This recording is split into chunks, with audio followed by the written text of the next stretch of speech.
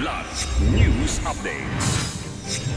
Mga balita ngayon, higit 133 million pesos na halaga ng cocaine na recover sa karagatan ng Palawan. Binatilyo, kritikal matapos pagbabarilin sa Maguindanao del Norte. Oplan kontra baha, malawakang paglilinis ng mga ilog at estero, umarangkada na sa Cebu. Ako po si Cesar Soriano para ihatid ang nangungunang mga balita sa buong kapuluan ngayon.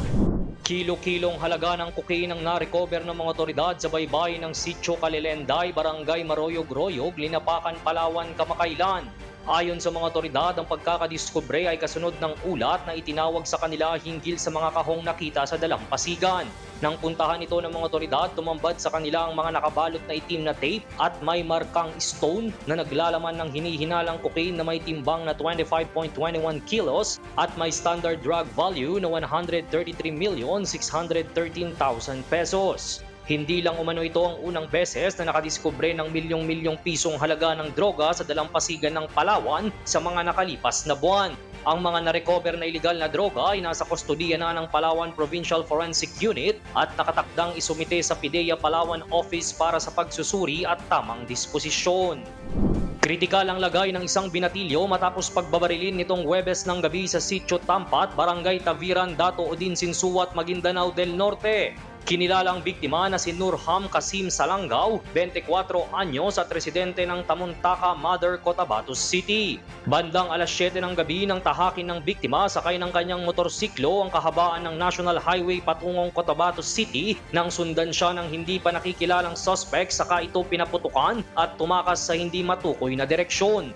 Agad namang isinugod sa ospital ang biktima para sa agarang lunas. Nakuha sa crime scene ang 4 na basyo ng bala habang kasalukuyang nagsasagawa ng hot pursuit operation ng kapulisan upang matunto ng suspect at ang motibo sa krimen.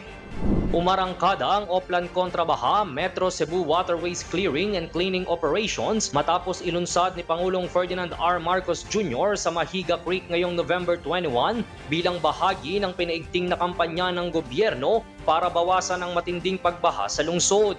Sa Mahiga Creek na bahagi ng halos 12 kilometrong Subang-Daco-Mahiga River System na matagal nang barado ng putik, basura at iligal na istruktura, personal na sinuri ng Pangulo ang dredging, pagtanggal ng debris, paglilinis ng daluyan ng tubig at demolisyon ng sagabal na istruktura. Kasabay nito, sabay-sabay na nagkaroon ng clearing operation sa Butuanon River, Subang-Daco River, Kinalumsan River at Mambaling Flyover, Guadalupe River, Manangar River, Kotkot River at Kansaga Bridge katuwang ang LGUs at pribadong sektor.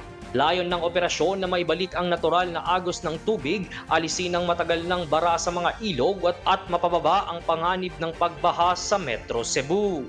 Para sa Kidlat News Channel, ito si Jai Reyes, nag-uulat. Ako po si Cesar Soriano, kasama nyo sa bawat pagputo ng balita.